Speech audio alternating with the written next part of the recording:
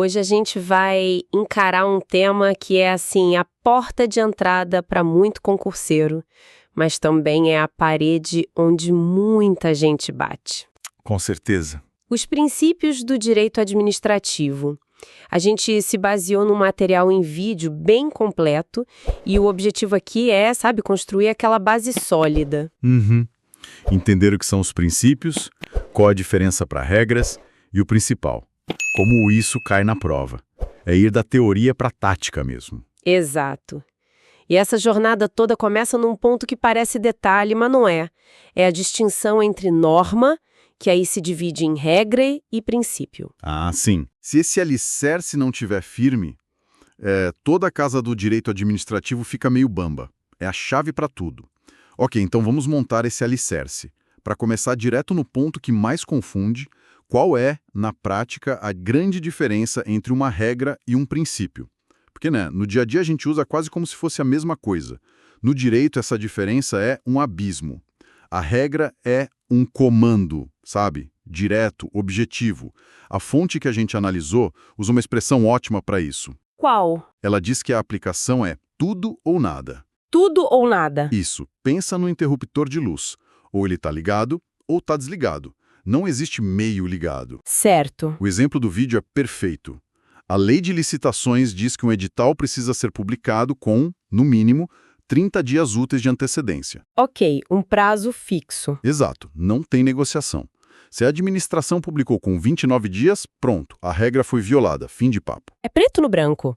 Um comando absoluto. E os princípios entram onde, então? Aí é que tá, os princípios são o oposto. Eles não são interruptor, eles são mais como aquele dimmer, sabe? Que ajusta a intensidade da luz. Ah, boa analogia. Eles são diretrizes, são valores, dão um norte do sistema. A fonte cita o princípio da competitividade numa licitação. Ele não diz exija o documento X. Ele dá a direção. Isso. Ele diz, olha, gestor, seu objetivo é promover a maior competição possível. Então, todas as regras de prazo, de documento, tudo tem que ser interpretado com esse objetivo em mente. O princípio é a bússola. Gostei do dimmer. A regra é liga e desliga. O princípio é o ajuste fino. E isso me leva a uma questão que o material aborda e que sempre gera dúvida. O que acontece quando duas bússolas apontam para direções opostas? O vídeo cita o conflito entre legalidade e segurança jurídica. Esse é o exemplo clássico para mostrar como eles conversam. De um lado, o princípio da legalidade está gritando: esse ato é ilegal, tem que anular. Certo. Mas do outro lado, a segurança jurídica meio que sussurra. Sabe, calma aí. Esse ato foi feito há 10 anos. Tem gente que construiu a vida baseada nele. Pessoas receberam salários, compraram casa. Exatamente. Anular isso agora criaria um caos social muito maior. Percebe? Não é um caso de tudo ou nada. Um princípio não apaga o outro. Então, como é que resolve esse impasse? É aí que entra a arte do direito, né? Em vez de uma luta de um contra o outro, o que a gente tem é uma espécie de dança. Os princípios são pesados, balanceados em cada caso. Ah, entendi. A gente não diz que a segurança jurídica é mais importante que a legalidade sempre. A gente diz que nesta situação específica, um deles vai ter um peso maior. Peraí, isso que você falou me acendeu um alerta. É totalmente contraintuitivo para quem estuda direito. Eu sei. A gente aprende desde sempre da pirâmide de Kelsen, que a Constituição está no topo, as leis embaixo, hierarquia o tempo todo.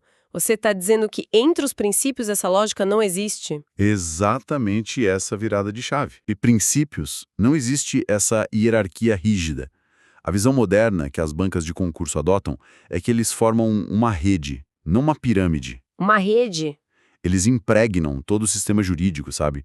Um princípio constitucional como a legalidade, ele convive e dialoga com a segurança jurídica. Eles estão no mesmo campo de jogo. Certo, o modelo é uma rede, não uma pirâmide. Isso muda a forma de pensar. Mas se não tem um chefe, quem decide o resultado dessa dança? Se não tem hierarquia, a decisão de qual princípio pesa mais não fica muito solta. Tipo, na base do eu acho. Essa é a preocupação central. E a resposta é que existe uma técnica para isso. Chama-se ponderação. Mas não é puro achismo. O fascinante, e a fonte menciona isso, é que por trás da ponderação existe um outro princípio que funciona como o manual de instruções da balança. Que seria? O princípio da proporcionalidade. O vídeo passou meio rápido por isso, disse que era raro em prova, mas parece importante. Como funciona esse manual? Pensa nele como um checklist mental, com 3 perguntas. Primeira, a medida é adequada para o objetivo? Segunda, ela é necessária ou tem um jeito menos drástico de chegar lá? Uhum. E a terceira, e mais importante, o benefício que essa decisão traz é proporcional ao sacrifício que ela impõe? O ganho compensa a perda? Ah, entendi. É um custo-benefício. Exatamente. Esse checklist impede que a ponderação vire desculpa para árbitro. Quem? Entendi a dinâmica da ponderação. Mas vamos ser sinceros, para quem está na luta de uma prova, isso ainda soa meio filosófico. Como a gente transforma isso em algo que ajuda a marcar o X no lugar certo? É aí que entra a história de princípios expressos e implícitos, né? Exatamente. Agora a gente sai da teoria e entra na tática de prova. Essa é a classificação que mais cai. E a lógica bem simples. Princípios expressos são aqueles que o legislador escreveu o nome na lei. Estão lá com todas as letras. E o exemplo clássico é o do artigo 37 da Constituição. O mais famoso de todos. Ah, o famoso LIMP. É quase um mantra. Aposto que todo mundo que estuda para concurso já se pegou sussurrando legalidade, impessoalidade, moralidade, publicidade e eficiência. É isso. Se a prova perguntar sobre os princípios expressos na Constituição, a resposta é LIMP. Mas, e aqui tem um alerta crucial da fonte. Ser expresso depende do referencial. Como assim?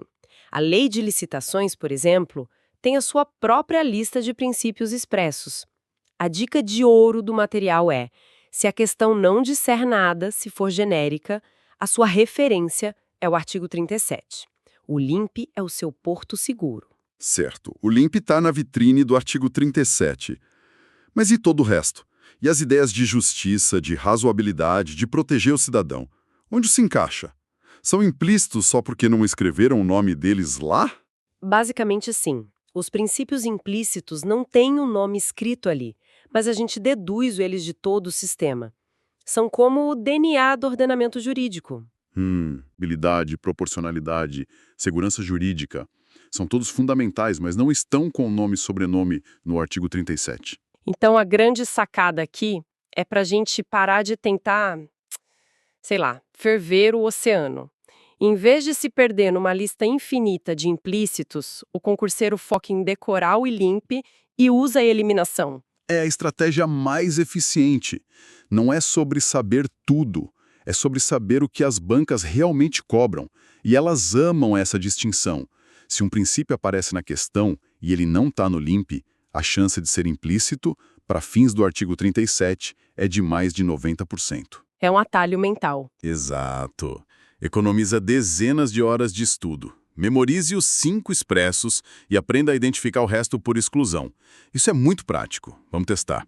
O material trouxe umas questões. A primeira dizia: os princípios da indisponibilidade do interesse público, da razoabilidade e da segurança jurídica são exemplos de princípios implícitos. Como a gente disseca isso, usando a nossa ferramenta? O candidato olha e pensa: indisponibilidade, razoabilidade, segurança jurídica. Algum desses está no LIMP? Não, nenhum deles. Pronto. Então, em relação ao artigo 37, eles são implícitos. A questão já está 90% certa. Aí é só confirmar que eles orientam a administração, o que é bem básico. A afirmação está perfeita, questão correta. Simples e direto. A segunda questão parecia mais capciosa. Ela afirmava: em que pese o princípio da supremacia do interesse público, é vedado à administração a concessão de privilégios não extensíveis aos particulares. Essa parece feita para derrubar. E derruba mesmo, porque ataca a essência do princípio. O que é a supremacia do interesse público? É justamente a justificativa para que a administração tenha privilégios que o particular não tem.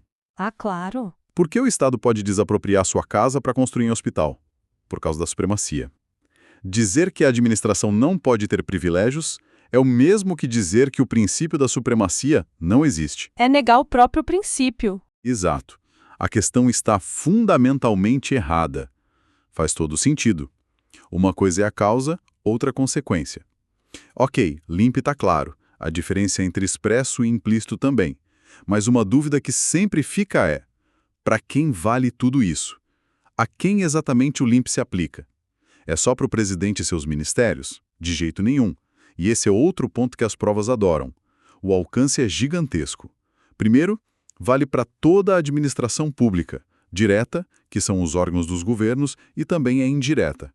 E na indireta, então, as autarquias tipo INSS, fundações e empresas públicas como a Caixa, e as sociedades de economia mista, tipo Petrobras e Banco do Brasil, certo? Exato.